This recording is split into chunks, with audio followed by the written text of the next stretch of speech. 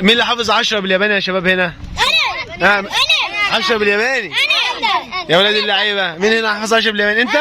قول 10 بالياباني كده. اتشيني سانتي جارك سيكاز. ايه؟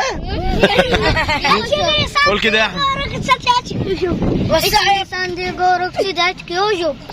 من قلتها اتش اتشيني نيتش سان تي جو روك ساتش هاتش جو اجو جو جوب. والله ما من زمان انا يعني، بس هي جو، انا على ايامي كانت جو. انت كنت بتلعب كاراتيه يا فهد؟ بتلعب كاراتيه انت كمان؟ امال ايه اللي عرفك؟ بتخمن كده. يبقى انا صح. تعالى يا احمد قرب كده. انت بتلعب كاراتيه؟ مال يا عم. معانا موهبه هي متعدده المواهب، نجوم متعدده المواهب. محدش يقعد على الكرسي بقى يا شباب. الكتله الاولى اسمها ايه؟ تعال قرب كده. الكتله الاولى اسمها ايه؟ هانشدان. برافو عليك. والثانيه؟ عين هدان. برافو عليك. عين هدان صح؟ لا صح. امال ايه؟ انت مش عارف. طيب انت حافظ كام كاتب؟ 5 ما شاء الله. معاك الحزام ايه؟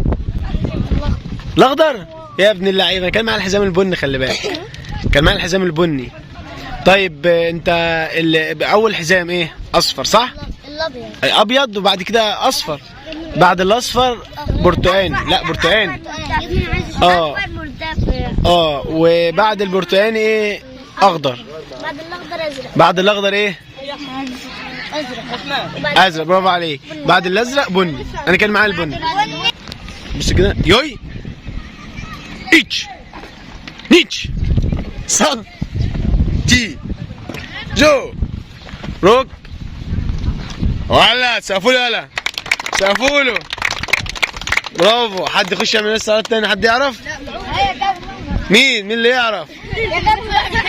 زي ما انتم شايفين كده يا جماعه، عندنا يعني نجوم متعدده المواهب، مش بس في كره القدم، كمان في الكاراتيه. العمده هو بيعرف يلعب. مين تاني؟ العمده هو. العمده ده مش عارف حاجه، ده مكسوف الصوت. يا كابتن استنى كده وكده ولا ازاي؟ لا هو هيقول لك اهو. شوف احمد ابو زهير. هتحدى. هم لعبوا اكتر من